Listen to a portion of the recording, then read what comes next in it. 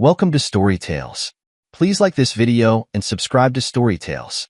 I hope you enjoy the story. Let's begin. The router blade screamed against the oak plank as Martin Landry guided it through another precise cut. Wood shavings curled away from the blade in perfect spirals, falling to the concrete floor of his workshop. The smell of fresh-cut lumber filled the air, mixing with the metallic scent of machinery and the faint trace of wood stain from yesterday's project. His phone buzzed against the workbench. Martin shut off the router and wiped his hands on his leather apron before picking up. Landry Woodworking. Is this Martin Landry? The voice belonged to a woman, official and tired. Speaking. This is Officer Patricia Nguyen with Portland Police Bureau. We found your 3-year-old son. Please come pick him up. Martin's grip tightened on the phone. He stared at the half-finished dining table before him, its surface still rough with tool marks. I don't have a kid. Silence stretched between them. Then the officer spoke again, her voice carrying an eerie calm that made Martin's skin crawl. Sir, you need to come down here. Look, I think you've got the wrong. Southeast Precinct. 4911, Southeast Powell Boulevard. Ask for me at the front desk. The line went dead. Martin stood in his workshop, surrounded by the tools and timber that made sense to him. Everything here followed rules. Measurements were exact. Joints either fit or they didn't. Wood grain ran in predictable patterns. This phone call fit none of those rules. He grabbed his keys from the pegboard and headed for his truck. The precinct smelled like burnt coffee and disinfectant. Fluorescent lights buzzed overhead, casting everything in harsh white light. Martin's work boots squeaked against the polished linoleum as he followed Officer Nguyen down a narrow corridor. Third door on the left, she said, stopping outside a small room with a window in the door. Martin looked through the glass and felt the world shift beneath his feet that a small boy sat at a plastic table, his legs dangling from an adult-sized chair. Dark hair fell across his forehead in unruly waves. He clutched a green dinosaur plushie against his chest, the toy's fabric worn soft from constant handling. The child looked up as the door opened, and Martin's breath caught in his throat. Hazel eyes. The same color as his own, flecked with gold around the iris. The same dimpled chin that Martin saw every morning in his bathroom mirror. Mr. Landry. A young woman rose from another chair. Hispanic features, kind eyes behind wire-rimmed glasses, a badge clipped to her blazer. I'm Marla Vega, Child Protective Services. This is Maceo. Martin stepped into the room, but kept his distance from the table. There's been a mistake. His name is Maceo. Marla continued as if she hadn't heard him. He was found alone in a motel room. The room was registered under your wife's name. The boy Maceo watched Martin with those unsettling, familiar eyes. He pressed his face against the dinosaur's plastic head and whispered something Martin couldn't hear. What did he say? Martin asked. Marla glanced at the child, then back at Martin. He asked if you're his daddy. Martin drove home in a daze, his truck weaving slightly as his mind raced. He'd left the precinct with more questions than answers and a business card with Marla Vega's number burning a hole in his jacket pocket. His house sat on a quiet street lined with Douglas firs, a modest 2-story he'd bought 5 years ago when he married Hollis. The front porch sagged slightly. He kept meaning to fix it, but never found the time. Inside, silence greeted him. No music from the kitchen, where Hollis liked to cook with the radio on. No sound of her laptop keys clicking as she worked on her freelance graphic design projects. He pulled out his phone and dialed her number. It went straight to voicemail. This is Hollis. Leave a message. Her voice sounded cheerful, normal, not like someone who'd abandoned a child in a motel. Call me, Martin said after the beep. We need to talk. He tried her again an hour later, then again after dinner. Same result. Her laptop sat closed on the kitchen counter. Martin opened it and was greeted by a password screen. He tried her birthday, their anniversary, their first dog's name. Nothing worked. His phone rang as he stared at the locked screen. Martin, his sister's voice, sharp with concern. Are you okay? You sound weird in your message. Cheyenne worked the night shift at Providence Hospital, which meant she was just waking up. Martin could picture her in her small apartment across town, hair still messy from sleep, coffee mug in hand. Hollis is gone, he said. Gone where? I don't know. The police called me today. Said they found my son. Silence. Then, you're what? Martin told her everything. The phone call, the precinct, the boy with his eyes and chin. When he finished, Cheyenne was quiet for a long moment. You think she was cheating? She finally asked. I think she was living a completely different life. Have you checked her social media? Martin opened his laptop and navigated to Hollis's Instagram account. The page was blank, no posts, no followers, no following. Her Facebook showed the same thing. Even her LinkedIn profile had vanished. It's all gone, he told Cheyenne. Like she never existed. People don't just disappear, Martin. Not unless they plan it. Martin thought about the last few weeks. Hollis had been distant, spending more time on her phone, taking calls in the other room. But she'd also been oddly affectionate, bringing him coffee in the workshop, kissing him goodbye in the mornings when she hadn't done that in months. She knew, he said, the realization hitting him like a physical blow. She knew this was coming. 3 days later, Martin sat in another sterile room, this time at the lab downtown. The technician had swabbed the inside of his cheek with clinical efficiency, sealed the sample in a tube, and told him results would be ready in 48 hours, the 48 hours that crawled by like weeks. His phone rang at 2:17 p.m. on Friday as he was sanding a cabinet door. Mr. Landry? This is Dr. Chun from Pacific Genetic Labs. Your paternity test results are ready. Martin set down his sandpaper. And the probability of paternity is 99.9%. Congratulations, you're the father.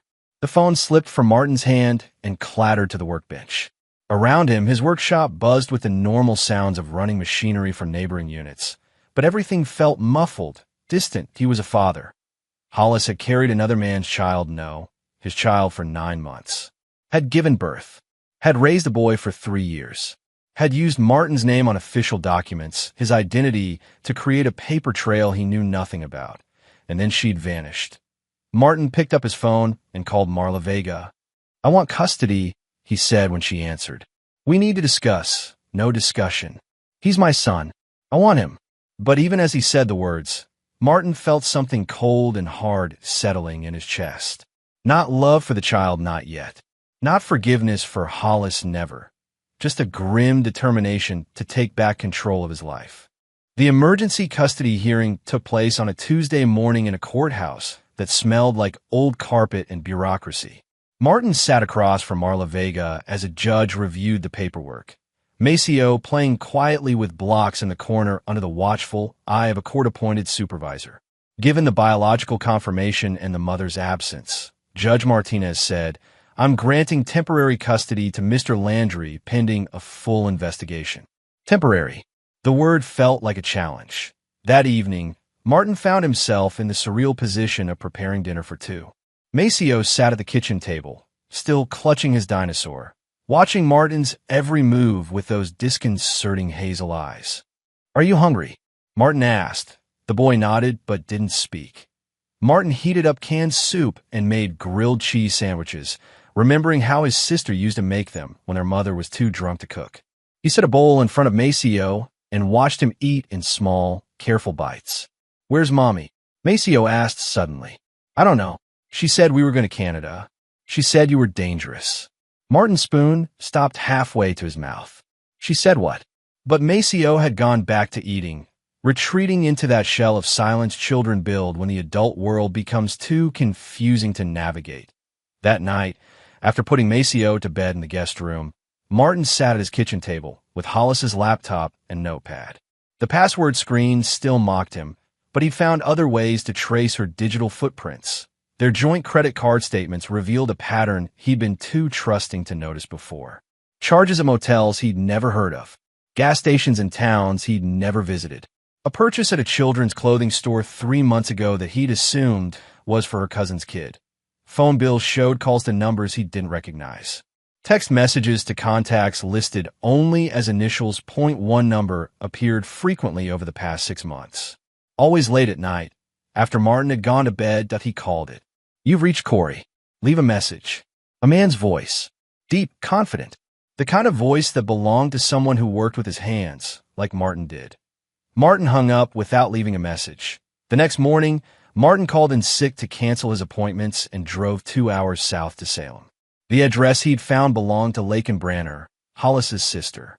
They'd met twice in 5 years of marriage, once at the wedding, once at an awkward Christmas dinner that ended with Lakin storming out after too much wine and harsh words about their childhood. The apartment complex sat in a part of town where the chain restaurants had broken windows and the parking lots needed repaving. Martin climbed 2 flights of external stairs and knocked on apartment 2B. The woman who answered looked like Hollis might in 10 years and 10,000 cigarettes. Same bone structure, same green eyes, but harder edges and deep lines around her mouth. "Well, shit," Lakin said. "If it isn't the husband, we need to talk." She looked him up and down, taking in his work clothes and grim expression. "About Hollis? Good luck with that. She's been lying since she could talk." Lakin's apartment was small and cluttered, ashtrays overflowing on every surface. She poured herself coffee from a pot that looked like it had been brewing since morning and didn't offer Martin any. "When's the last time you talked to her?" Martin asked. 6 months ago. Maybe 7. She called asking about Mom's medical records. Something about family history for insurance. Did she mention a child? Lakin laughed, a bitter sound. "Hollis with a kid? That's rich. She always said children were for poor people who couldn't figure out how to make real money." But something in her expression shifted. "Why? Don't tell me she finally got pregnant. 3 years ago." "Huh." Lakin lit a cigarette and took a long drag.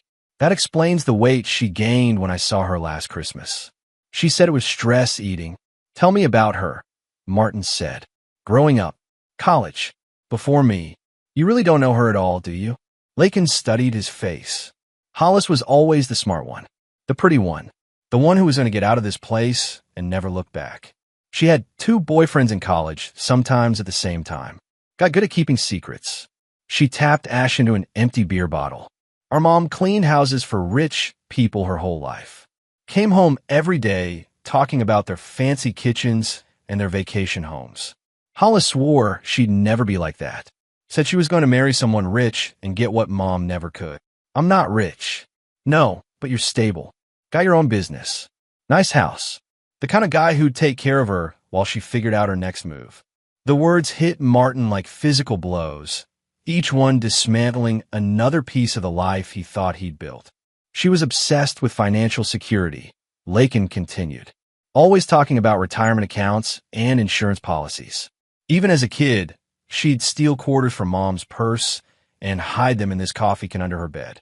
Martin thought about their joint savings account, the one Hollis managed because she was better with money.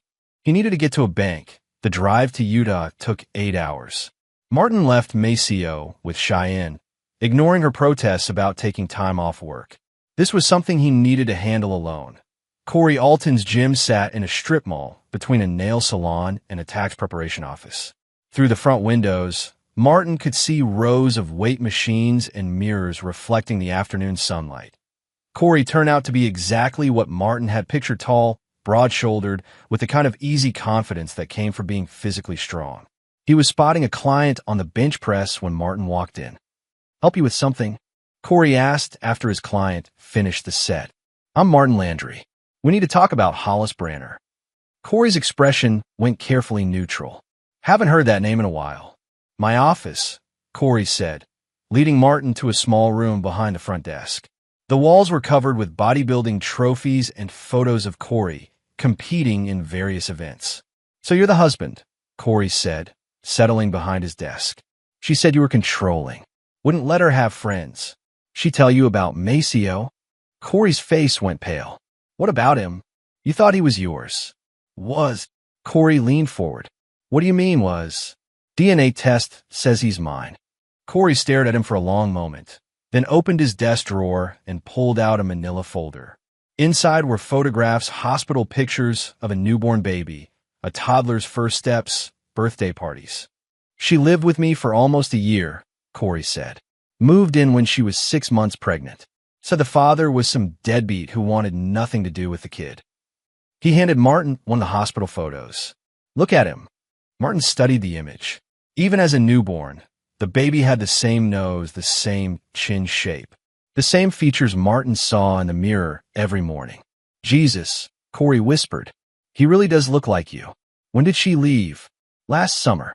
Said she needed to visit her sick aunt in Portland.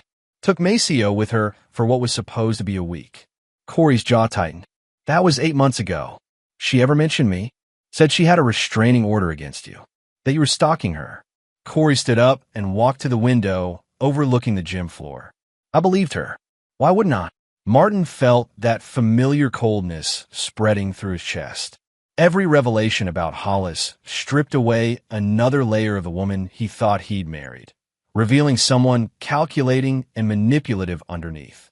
She played us both, Martin said. Yeah, well, joke's on her. I don't have any money anyway. Corey turned back to face him. But you do, don't you? Successful business, nice house. She always asked a lot of questions about your finances. The meeting with Detective Frank Morrison took place in a windowless room at the Financial Crimes Unit downtown. Morrison was a thin man with graying hair and the tired eyes of someone who'd seen every type of fraud humans could devise. Your wife was busy, Morrison said, spreading papers across the table between them. We found a secret account opened with your Social Security number. $67,000 deposited over 3 years. Martin stared at the bank statements. Regular deposits, sometimes small amounts, sometimes larger chunks. All while he'd been working 12-hour days to build his business. How, he asked. Joint credit cards with cash advances. Medical insurance claims for procedures that never happened. Tax filings claiming Maceo as a dependent and collecting child tax credits. Morrison pointed to another document. She even applied for a business loan using your information and forged your signature. What happens now? We build a case. Wire fraud, identity theft, tax fraud. But it takes time. These things move slow through the system. Slow. Martin had never been good at waiting. What about finding her? That's trickier. She's gotten good at staying off the grid.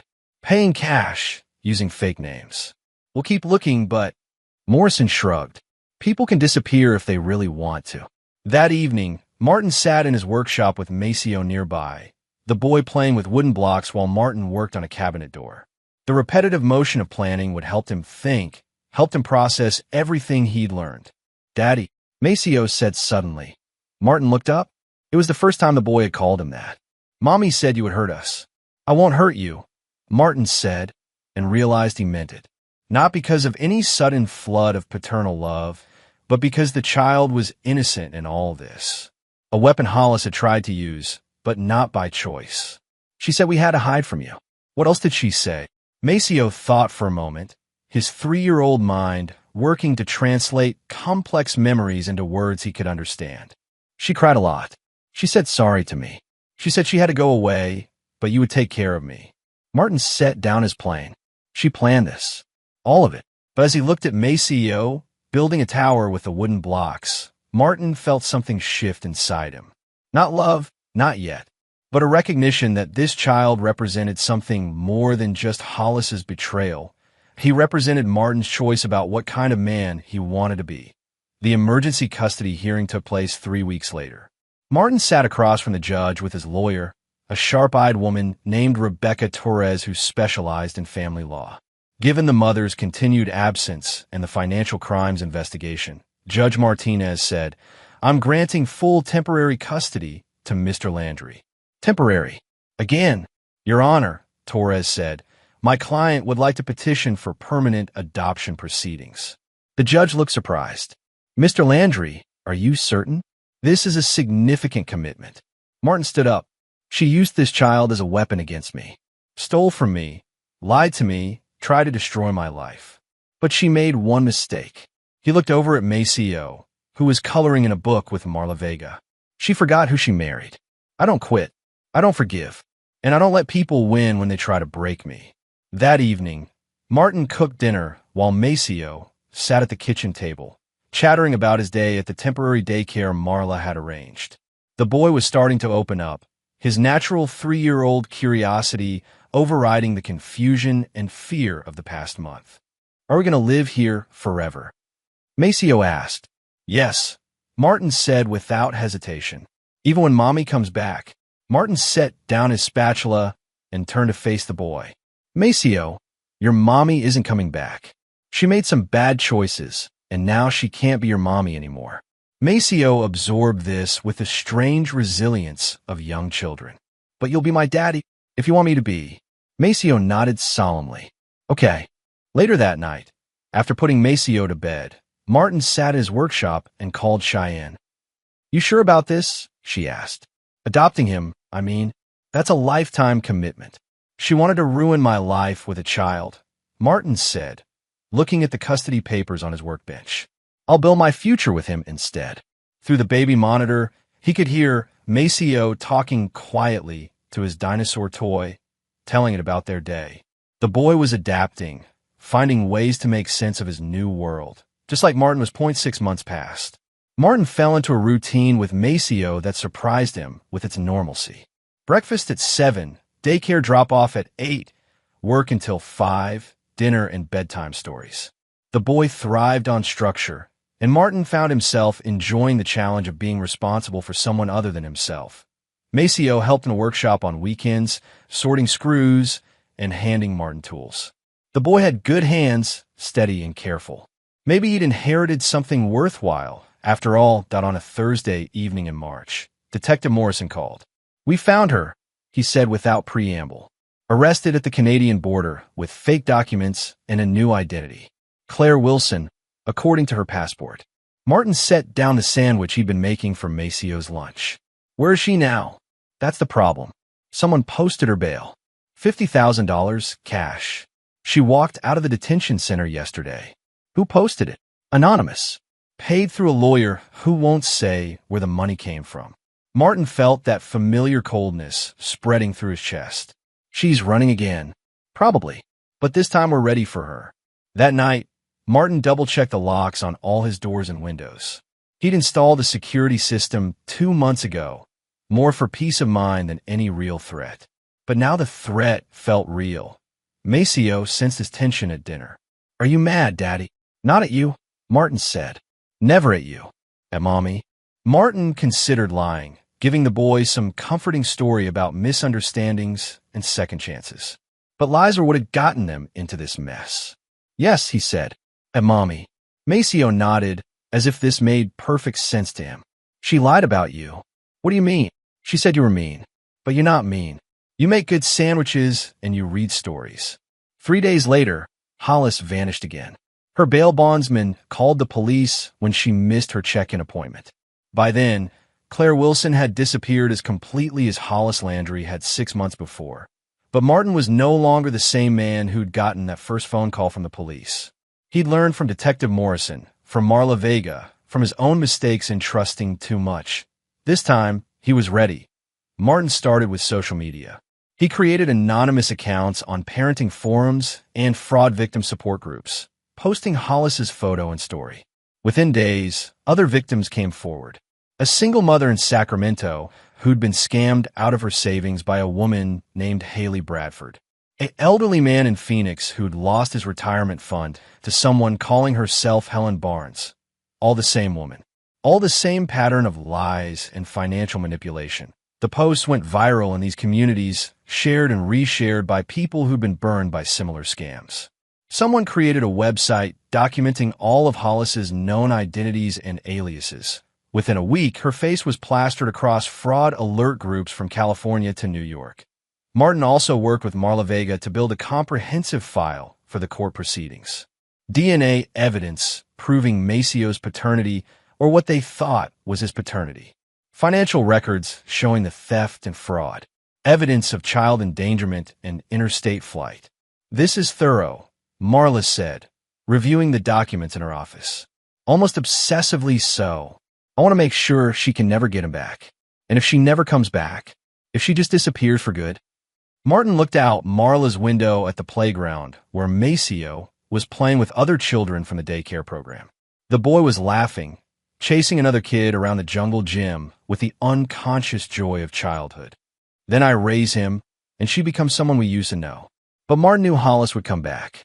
She was too arrogant, too convinced of her own cleverness to stay away permanently. People like her always overplayed their hand. He just had to wait. The call came on a Tuesday morning while Martin was teaching Maceo how to sand a piece of wood properly. Always with the grain, never against it. The boy was concentrating intensely, his tongue poking out slightly as he worked. Mr. Landry. The voice belonged to Dr. Chun from the genetics lab. We need you to come in. There's been an issue with your paternity test. An hour later, Martin sat in the same sterile office where he'd received the news that changed his life. Dr. Chun looked uncomfortable, shuffling papers on his desk. I'm afraid there was a problem with your original test, he said. We've been conducting an internal investigation following some irregularities, and we discovered that several results were compromised. What does that mean? Someone paid one of our technicians to falsify results. We've run a new test using samples from your original DNA collection, and Dr. Chin paused. You're not the biological father. The words hit Martin like a physical blow. Around him, the office seemed to spin slightly, everything going out of focus except for the doctor's concerned face. The original result was fake. I'm so sorry. We've terminated the employee involved and implemented new security protocols, but I know that doesn't help your situation. Martin sat in silence for a long moment, processing this new reality. He wasn't Maceo's father, had never been Maceo's father. The entire foundation of the past 6 months had been built on another one of Hollis's lies that he could walk away. Legally, he had no obligation to the boy, could return him to the system and go back to his quiet life of working with wood and avoiding emotional complications. Mr. Landry, Dr. Chun said gently, Are you all right? Martin thought about Maceo in his workshop that morning, carefully sanding the wood block, asking questions about grain patterns and tool safety. The boy who called him daddy and trusted him completely. I want to adopt him, Martin said. Sir, legal adoption, full parental rights. Is that possible? Dr. Chin looked confused. Well, yes, but given that he's not biologically related to you, she wanted to ruin my life with a child, Martin said, standing up. I'll build my legacy with him instead. That evening, Martin sat Maceo down at the kitchen table after dinner. We need to talk about something important, he said. Maceo set down his crayon and looked at him with those serious hazel eyes that weren't his after all. I found out today that I'm not your real daddy. Not the way you were born, anyway. Maceo frowned, trying to understand. But you're still my daddy, if you want me to be. But it will be different. I would adopt you, which means the court would say I'm your daddy forever, no matter what. Even if mommy comes back, even if she comes back. Maceo was quiet for a moment, processing this with the strange wisdom children sometimes displayed. Will you still teach me about wood? Every day. And read stories. Every night. Okay, Maceo said, picking up his crayon again. You could be my forever daddy. The adoption proceedings were interrupted by news that Hollis had been arrested again. This time, she'd been caught trying to access one of Martin's bank accounts using fake identification. The bank security cameras had captured everything. Martin attended the arraignment, sitting in the back of the courtroom as Hollis was led in wearing an orange jumpsuit. She looked older, thinner, her hair dyed blonde and cut short. But her eyes still held that calculating intelligence that had once attracted him. She saw him as she was seated at the defendant's table, and her face went through a series of expressions: surprise, fear, and finally, calculation. Even now, even caught red-handed, she was planning her next move. The bail hearing was a formality. With multiple warrants and a history of flight, the judge denied bail and set a trial date for 6 weeks away. Martin testified at that trial, laying out the timeline of deception with the same methodical precision he brought to his woodworking. Financial records, DNA evidence, testimony from Corey Alton and Laken Branner. A web of lies that had taken years to weave and minutes to unravel under legal scrutiny. When it was Hollis's turn to testify, she tried the emotional manipulation that had worked so well in private. I loved you, she said, looking directly at Martin from the witness stand. I was scared. I needed money for the baby, for us. I thought if I could just get enough saved up, we could start over. Her lawyer had clearly coached her on remorse and victim blaming. She painted herself as a frightened young mother, overwhelmed by circumstances, making desperate choices to protect her child. Martin watched her performance with detached interest. She was good at this, he had to admit. If he hadn't lived through the reality of her lies, he might have been moved by her tears. When she finished, Martin requested permission to address the court. "Your Honor," he said, standing up in the gallery, "I'd like to respond." The judge looked surprised but nodded. "You may approach the witness stand." Martin walked forward, past the defense table where Hollis watched him with wary eyes. He stopped directly in front of her, close enough to see the fear she was trying to hide behind her practiced remorse. "I don't need revenge," he said quietly. "I've already won. The boy calls me Dad." Hollis's face crumpled. For the first time in the trial, her emotion looked genuine. "Martin, please." He turned and walked back to his seat without another word. The jury deliberated for less than 2 hours. Guilty on all counts: identity fraud, child endangerment, grand theft, wire fraud, sentencing. The judge gave her 8 years in federal prison. 6 months later, Martin stood in the same courthouse for a very different proceeding. This time, Maceo sat beside him in a small suit and tie, swinging his leg from the chair that was still too big for him. "By the power vested in me by the state of Oregon," Judge Martinez said, "I hereby grant the petition for adoption. Martin Landry, you are now the legal father of Maceo Landry." The gavel came down with a sound like finality. Martin looked down at his son because that's what Maceo was now, legally and completely, and felt something he hadn't expected. Not the sudden rush of paternal love that movies promised, but something quieter and more solid. A sense of completion, of a job finally done right. "Are we done with the court stuff?" Maceo asked. "We're done." "Good. Can we go home and work on my birdhouse?" "Absolutely." That evening, Martin hung the framed adoption papers in his workshop, right next to a photo of him and Maceo building a small bookshelf together. The boy had insisted on helping with every step, from measuring the boards to applying the finish. Cheyenne stopped by for dinner, bringing a cake that said, "Congratulations, Dad," in blue frosting. "How does it feel?" she asked as they watched Maceo play in the backyard. "Different than I expected," Martin said. "Better. You think you'll ever forgive her?" Martin looked at his sister, at this woman who'd helped raise him when their mother couldn't, who'd supported him through the chaos of the past year without judgment. "No," he said, "but I don't need to forgive her to move forward." As if sensing they were talking about him, Maceo ran over and climbed into Martin's lap, still clutching his dinosaur toy. "Daddy, will you read me a story tonight?" "Which one?" "The one about the dragon who builds houses." Martin smiled. Maceo had developed an obsession with construction-themed children's books, probably from spending so much time in the workshop. "Sure thing, buddy." Later that night, after tucking Maceo into bed and reading 3 books instead of the promised one, Martin sat in his kitchen with a cup of coffee and looked at the adoption papers again. Blood doesn't define family, he thought, but betrayal defines enemies. Outside, rain began to fall against the windows, but inside his house, everything was warm and safe and finally, completely his.